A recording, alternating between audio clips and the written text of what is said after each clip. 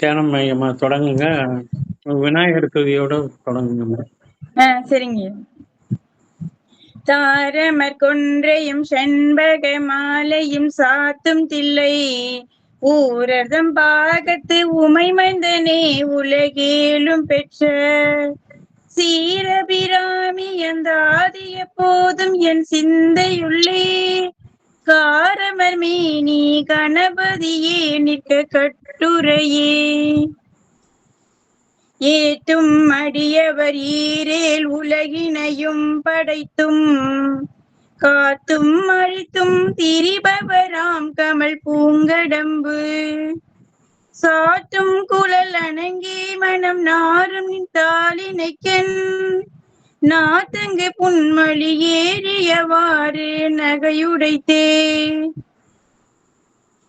உடைத்தனை வஞ்ச பிறவியை உள்ளம் உருகும் அன்பு படைத்தனை பத்ம பதயுகம் சூடும் பணியனக்கே அடைத்தனை நெஞ்சத்து அழுக்கையெல்லாம் நீ அருள்புணலால் துடைத்தனை சுந்தரி நின் அருள் ஏதென்று சொல்லுவதே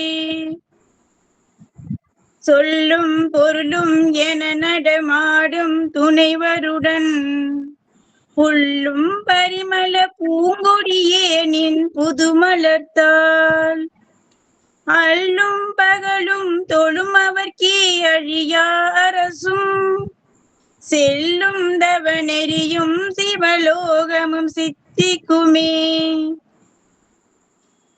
சித்தியும் சித்தி தரும் தெய்வமாகி திகழும் பரா சக்தியும் சக்தி தலைக்கும் சிவமும் தவம் முயல்வார் முத்தியும் முத்திக்கு வித்தும் வித்தாகி முளைத்தெழுந்த புத்தியும் புத்தியின் உள்ளே புரைக்கும் புறத்தையன்றே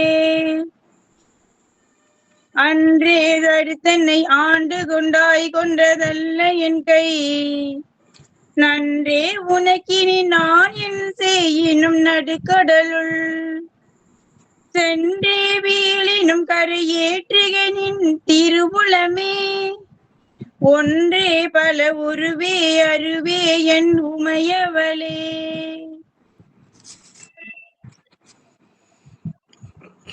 திருச்சிற்றம்பலம். மூவர்க்கும் முதற்பொருளாய் முத்தொழிற்கும் வித்தாகி நாவிற்கும் மனத்திற்கும் நாடறிய பேரறிவாய் தேவர்க்கும் முனிவர்க்கும் சித்தர்க்கும் நாகர்க்கும் யாவர்க்கும் தாயாகும் எழிற்பறையை வணங்குவாம் என்று அம்பிகையின் திருவடியை போற்றி வணங்கிக் கொண்டு கடந்த 25வது பாடலிலே அபிராமி பட்டர் உலகுக்கே அபிராமி அன்னைதான் அருமருந்து என்று, இங்கே மருந்து என்று சொன்னால் இறைவன் என்ற பொருளை சொல்லுகிறார். நம்முடைய மணிவாசக பெருமான் திருவாசகத்திலும் சிவபெருமானை மருந்து என்று சொல்லுவார். ஒரு பதிகத்தில் அவரை மருந்து என்று சொல்வார். இங்கே அபிராமி என்னும் அருமருந்து என்று அபிராமி பட்டர் அம்பிகையை சொல்லுகிறார். இனி உன்னை யான் மறவாமல் நின்று ஏத்துவனே என்று 25வது பாடலில் உன்னுடைய நாமத்தை நான் ஒருபோதும் மறக்க மாட்டேன் என்று ஒரு உறுதியை எடுத்துக்கொண்டது போல சொன்னார்.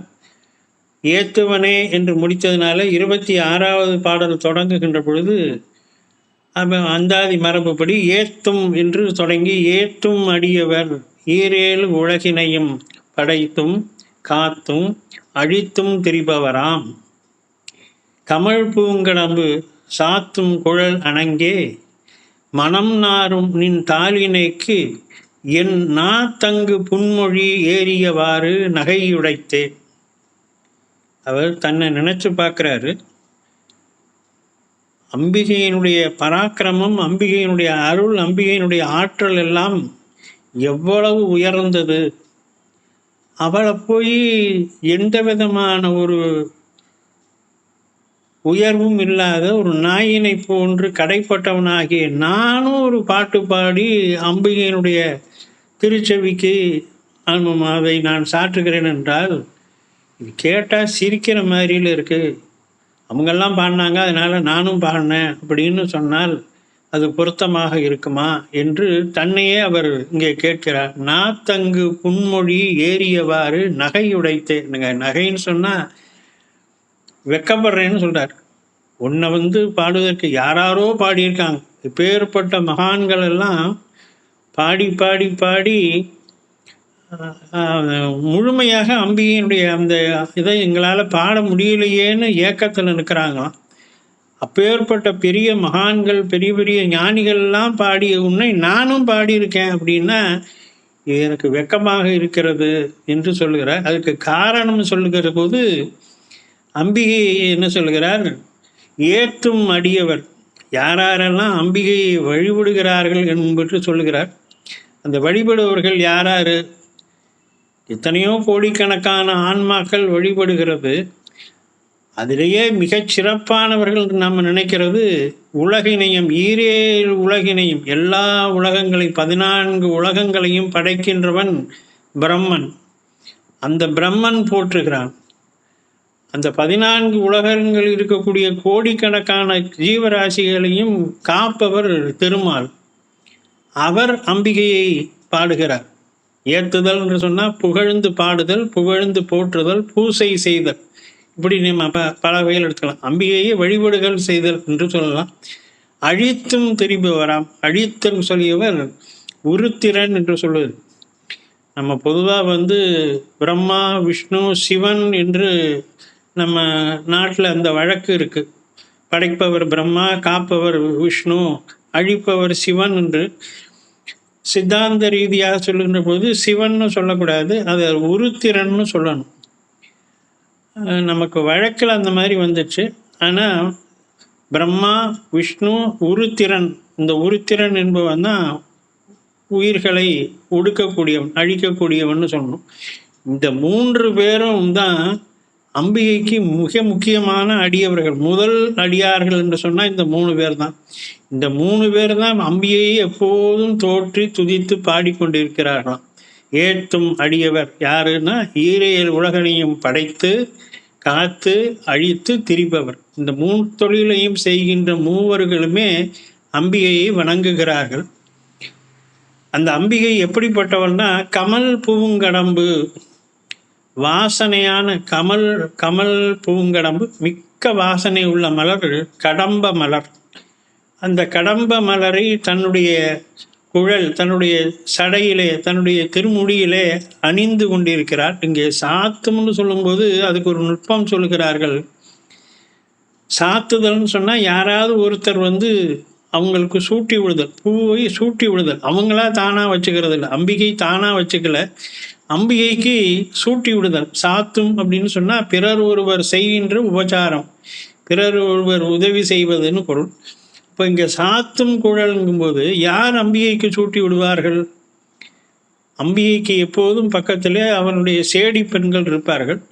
ஆனால் மிக முக்கியமாக ஒருபுறம் இலக்குமியும் மறுபுறம் சரஸ்வதியும் தான் அம்பிகைக்கு அந்த தொண்டினை செய்யக்கூடியவர்களாம். அதனால் அம்பிகையுடைய அந்த திருமுடியிலே கடம்ப மலரை இலக்குமியும் சரஸ்வதியும் சூட்டுகிறார்களாம். லலிதா சஹஸ்ரநாமத்தில் சொல்லுகின்ற போது சசாமர ரமாவாணி சவ்ய தட்சிண சேவிதா என்று லலிதா சஹஸ்ரநாம நூலில், வடமொழி நூலில் சொல்லுவார்கள். சசாமர ரமாவாணி, இந்த சாமரம் வீசிக்கொண்டு இருக்கிறார்களாம் அம்பிகைக்கு 2 பக்கத்திலும். யாருன்னா ரமா, ரமானா லக்ஷ்மி, வாணி என்றால் சரஸ்வதி. வாணியும் லக்ஷ்மியும் 2 பக்கமும் நின்று அம்பிகைக்கு சாமரம் வீசிக்கொண்டிருக்கிறார்கள்.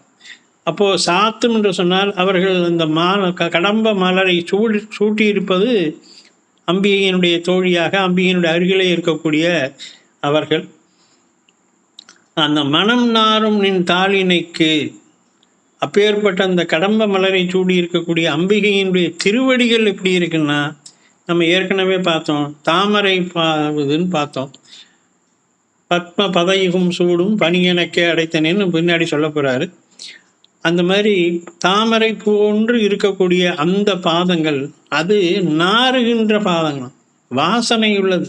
திருவடியை ரொம்ப வாசனையாக இருக்கும். ஏன் வாசனையாக இருக்குதுன்னா வாசனையான மலர்களை எல்லாம் அங்கே அம்பிகையின் திருவடியிலே தேவர்கள் வைத்து பூசிக்கிறார்கள். அதனால அம்பிகையின் திருவடி வாசனையோ இருக்கிறதாம். இங்கே நம்ம ஒரு கம்பேரிஷன் ஒன்று பார்க்கலாம். அப்பரடிகளுக்கு சிவபெருமான் திருமுடி சூட்டினார். நம்ம நேற்றைக்கு கூட பார்த்தோம் அந்த செய்தியை. திருநல்லூரிலே அவருக்கு திருமுடியை சூட்டினான். அவன் திருமுடி சூட்டினான் என்பதை அப்பரடிகள் ஒரு தாண்டக பாடலில் பாடுகின்ற போது, நனைந்தனைய திருவடி என் தலைமையில் வைத்தார், நல்லூர் எம் பெருமானார் நல்லவாறே என்று அந்த தாண்டக பாடலில் சொல்லுவார். இப்போ நனைந்தனைய திருவடி அப்படின்னா ஈரமாக இருந்துச்சு அப்படின்னு சொல்கிறார். எப்படி ஈரமாக இருந்துச்சா, தேவர்கள் எல்லோரும் அழகிய மலர்களை தங்கள் திருமுடியிலே சூட்டி இருக்கிறார்கள். அந்த மலர்களோடு சிவபெருமானுடைய பாதத்தில் வீழ்ந்து வணங்குகின்ற போது அந்த மலர்களிலே இருக்கக்கூடிய தேனானது சிவபெருமானுடைய திருவடிகளில் பட்டு பட்டு சிவபெருமானுடைய திருவடியே தேன் நிறைந்து அந்த நனைந்து இருக்கிறான், தேனினாலே நனைந்து இருக்கிறான். இனமலர்கள் போத விழுந்து மதுவாய் பில்கி நனைந்தனைய திருவடி என் தலைமையில் வைத்தார் என்று அப்பரடிகள் சொல்வார். அந்த மாதிரி மலர்களிலிருந்து தேனானது சிவபெருமானுடைய திருவடியிலே பட்டு அந்த ஈரமானது அப்பரடிகளுடைய தலைமையிலே அவர் வைக்கின்ற போது அப்பருடைய தலையும் ஈரமாக ஆனது என்று ஒரு குறிப்பு சொல்லுவார். இங்கே அந்த மாதிரி அம்பிகையினுடைய அந்த பாதமானது மலர்கள் சூட்டப்படுவதனாலே வாசனையாக இருக்கிறதாம். இப்படி வாசனையுள்ள மலர்கள் சூட்டப்பட்டு வாசனையுள்ள உன்னுடைய திருவடிகளை நானும் பாட்டு பாடி பாராட்டுறது அப்படின்னா அது பொருத்தமாக இருக்குமா? நான் தங்கு புன்மொழி, புன்மொழின்னு சொன்னால் தகுதியற்ற அல்லது சுவையற்ற அல்லது பொருளற்ற வார்த்தைகள். ஒரு வார்த்தை சொன்னால் அதில் பொருள் இருக்கணும். அந்த மாதிரி பொருளே இல்லாமல் ஃப்ளப்பிங் என்று சொல்லுவார்கள், ஏதோ புலம்புற மாதிரி இருக்கிற வார்த்தைகள். என்னுடைய வார்த்தைகள் அப்படித்தான் இருக்குது. இதையும் நான் உனக்கு பாட்டாக வைக்கிறேனே, அதை நீ ஏற்றுக்கொள்கிறாயே, உன்னுடைய அருள் என்ன என்பதை இங்கே குறிப்பாக சொல்லுகிறார். உடைத்தனை வஞ்ச பிறவியை உள்ளம் உருகும் அன்பு படைத்தனை, பத்ம பதயுகம் சூடும் பணி எனக்கே அடைத்தனை, நெஞ்சத்து அழுக்கை எல்லாம் நின் அருள் புனலால் துடைத்தனை, சுந்தரி நின் அருள் ஏதென்று சொல்லுவது. இங்கே மறுபடியும் அம்பிகையினுடைய அந்த அருள் தரத்தை வியந்து பாராட்டி சொல்லுகிறார். நின் அருள் ஏதென்று சொல்லுவதே, உன்னுடைய கருணையை பற்றி நான் என்னமா சொல்றது? என்ன செய்தால் அம்பிகை? உள்ளம் உருகும் அன்பு படைத்தனை, இதை முதல்ல எடுத்துக்கணும். நெஞ்ச கனகல்லும் நெகிழ்ந்து உருகன்னு அருணகிரியார் சொல்லுவார். நம்ம மனசு இருக்க, அந்த நெஞ்சம் உள்ளம் இருக்க, அது அதை போல ஒரு கெட்டியான பொருள் உலகத்திலேயே இல்லை. நெஞ்ச கனகல் என்று சொல்லுவார். மணிவாசக பெருமான் இரும்புன்னு சொல்லுவார். அந்த மாதிரி இந்த இரும்பாக கல்லாக இருக்கக்கூடிய இந்த மனதை கரைக்கணும். பக்தி செய்வது அப்படின்னு சொல்றது அந்த அன்பு மேலிட்டு வரணும். அந்த அன்புனாலே உள்ளம் உருகணும். சரண கமலாலயத்தை அரை நிமிஷ நேரம் மட்டில் தவமுறை தியானம் வைக்க அறியேன்னு அருணகிரியார் சொல்லுவார். ஒரு அரை நிமிஷம் கூட நம்மால் இறைவனுடைய அந்த திருநாமத்தை சொல்லவும் இறைவனுடைய திருவுருவதை நம்முடைய நெஞ்சிலே நினைக்கவும் முடியலை.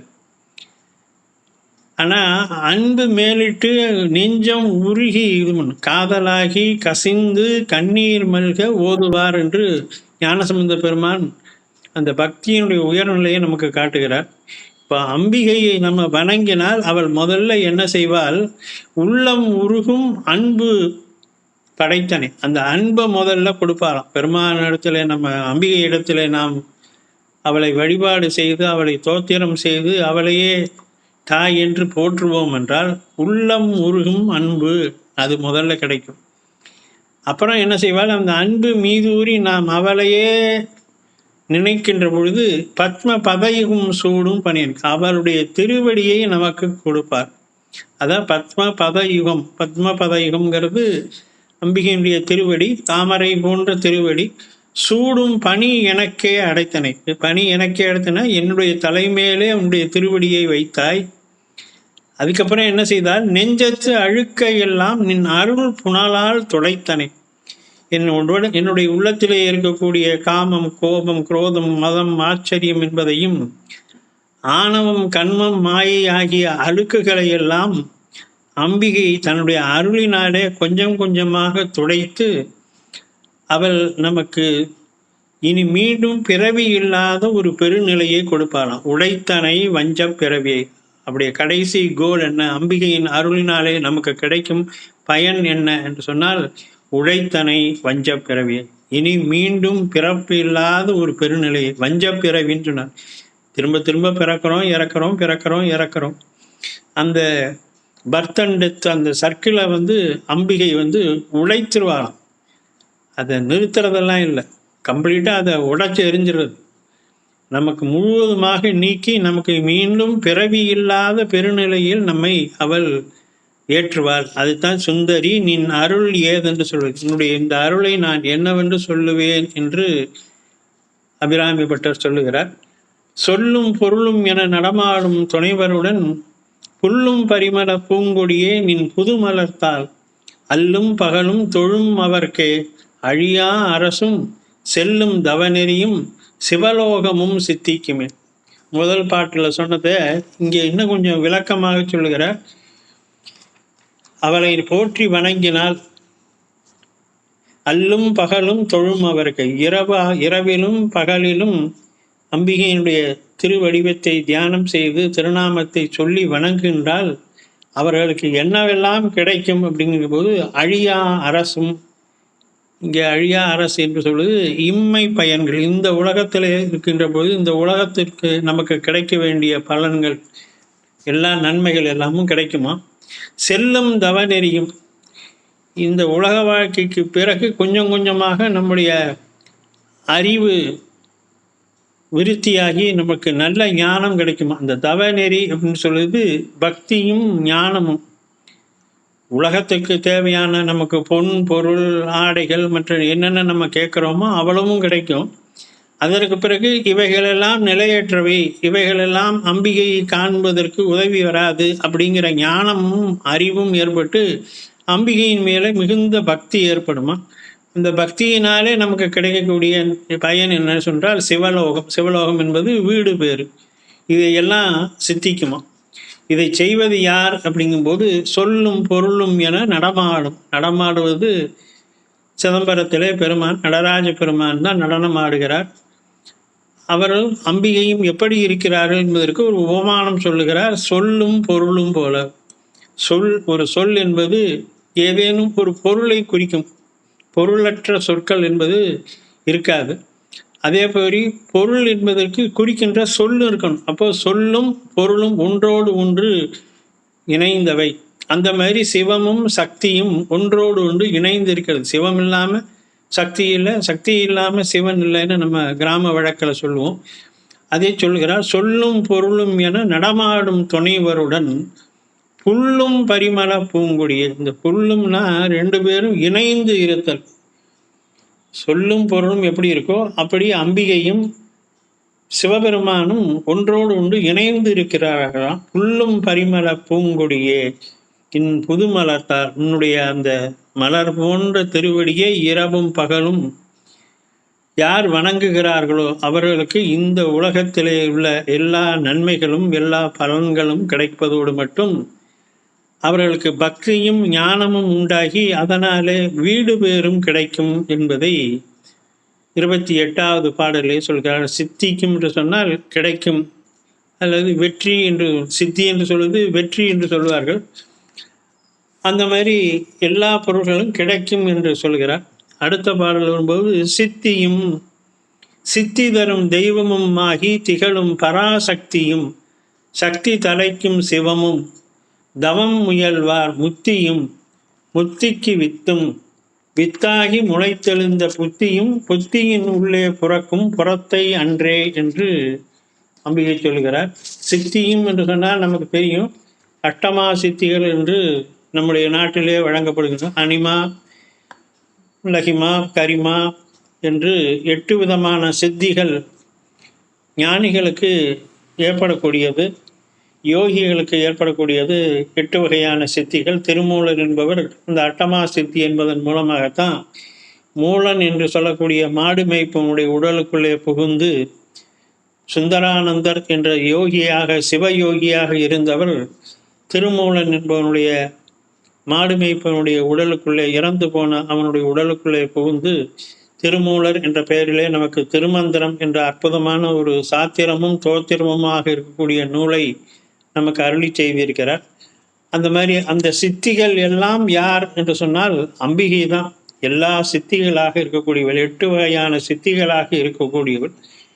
அந்த சித்திகளை தரும் தெய்வமும்.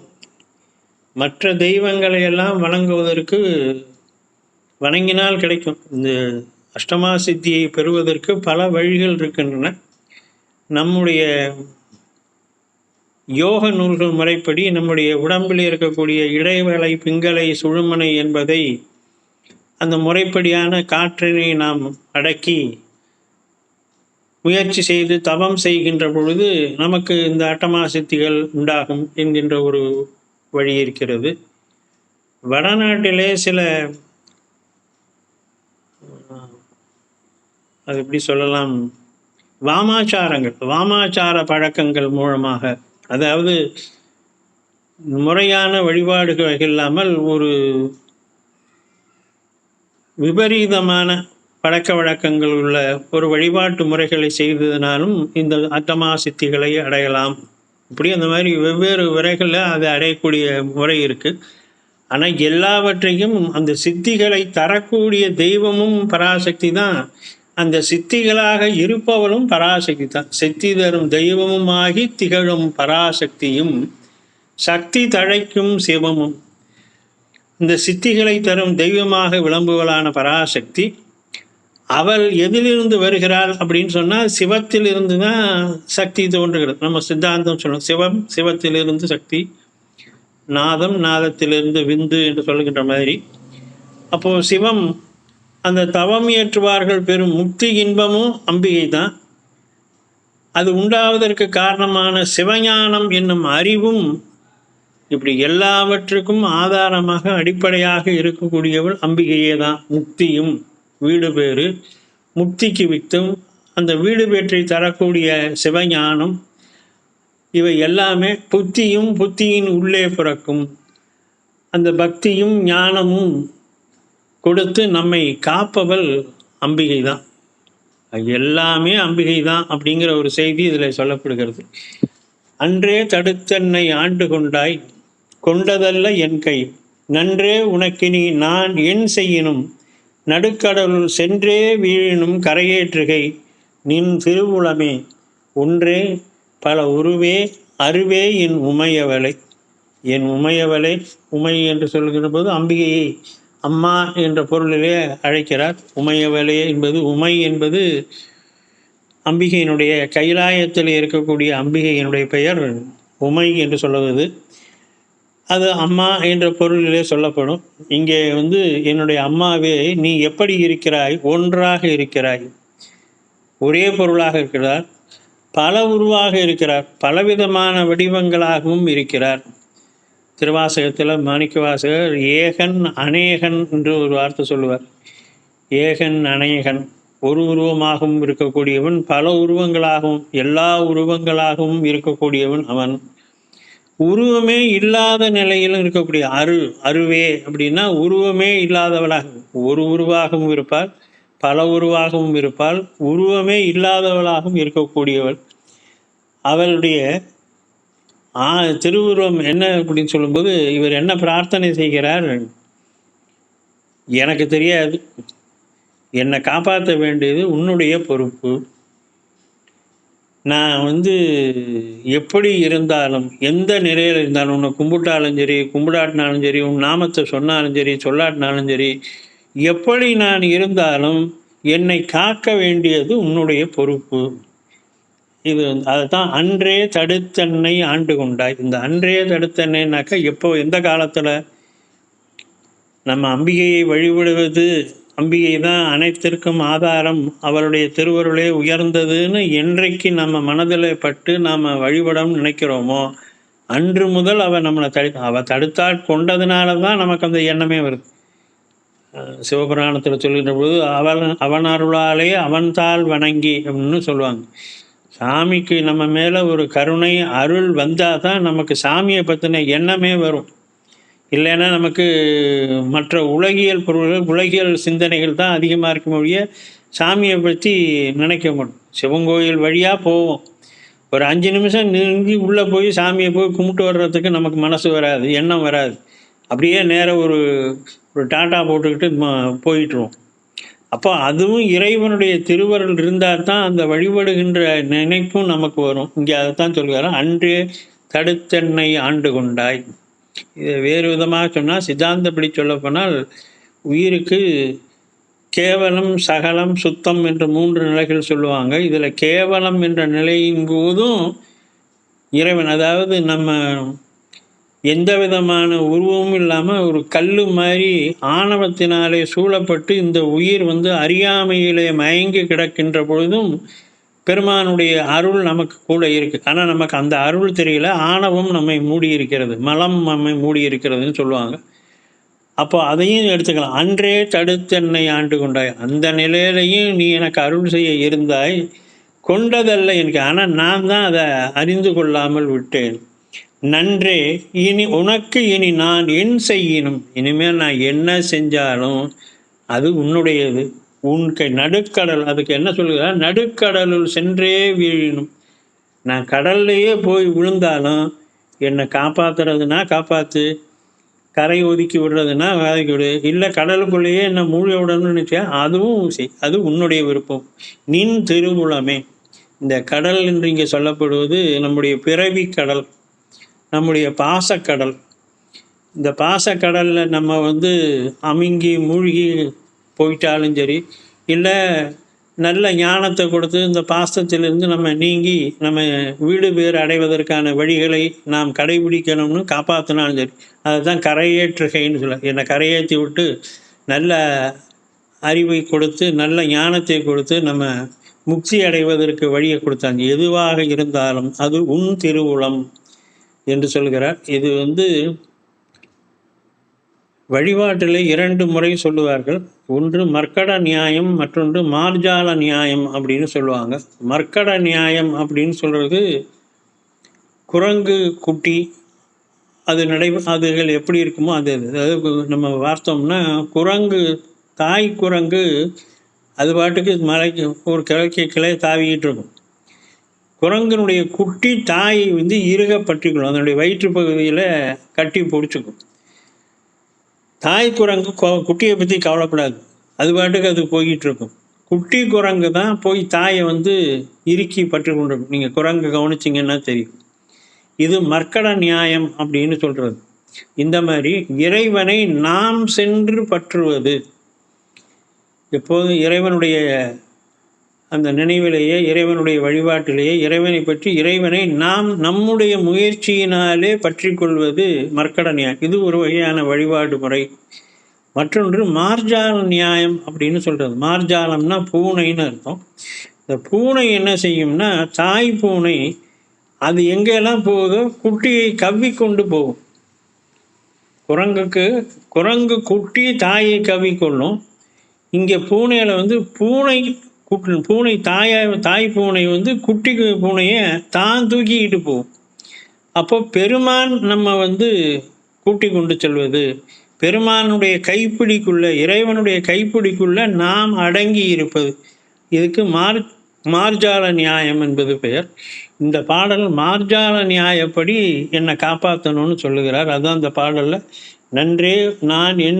நன்றே உனக்கினி நான் என் செய்யினும், நடுக்கடலுள் சென்றே வீழினும் கரையேற்றுகை நின் திருவுளமே அப்படின்னு சொல்லும்போது, எனக்கு எந்த பொறுப்பும் இல்லைப்பா, இனி என்னை தூக்கி கொண்டே எங்கே வைக்கையோ அங்கே நான் பாட்டுக்கு இருப்பேன்.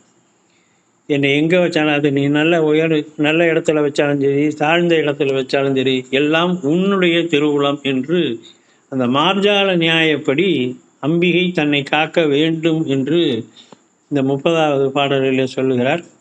தொடர்ந்து நம்ம அடுத்த வாரத்தில் மற்ற பாடல்களை நம்ம பார்க்கலாம். திருச்சிற்றம்பலம். உடைத்தனை வஞ்ச பிறவியை உள்ளம் உருகும் அன்பு படைத்தனை பத்ம பதயுகம் சூடும் பணியனக்கே அடைத்தனை நெஞ்சத்து அழுகையெல்லாம் நின் அருட்புணலால் துடைத்தனை சுந்தரி நின்னருள் ஏதென்று சொல்லுவதே சொல்லும் பொருளும் என நடமாடும் துணைவருடன் உள்ளும் பரிமள பூங்குடியேனின் புது மலர்த்தாள் அல்லும் பகலும் தொழும் அவர்க்கே அழியாரசும் செல்லும் தவ நெறியும் சிவலோகமும் சித்திக்குமே சித்தியும் சித்தி தரும் தெய்வமாகி திகழும் பரா சக்தியும் சக்தி தலைக்கும் சிவமும் தவம் முயல்வார் முத்தியும் முத்திக்கு வித்தும் வித்தாகி முளை தெழுந்த புத்தியும் புத்தியின் உள்ளே புறக்கும் புறத்தையன்றே அன்றே தடுத்தன்னை ஆண்டு கொண்டதல்லதன் கை நன்றே உனக்கு இனி நான் செய்யினும் நடுகடலுள் சென்றே வெளினும் கரையேற்றுகை நின் திருவுளமோ ஒன்றே பல உருவே அருவே என் உமையவளே. திருச்சிற்றம்பலம்.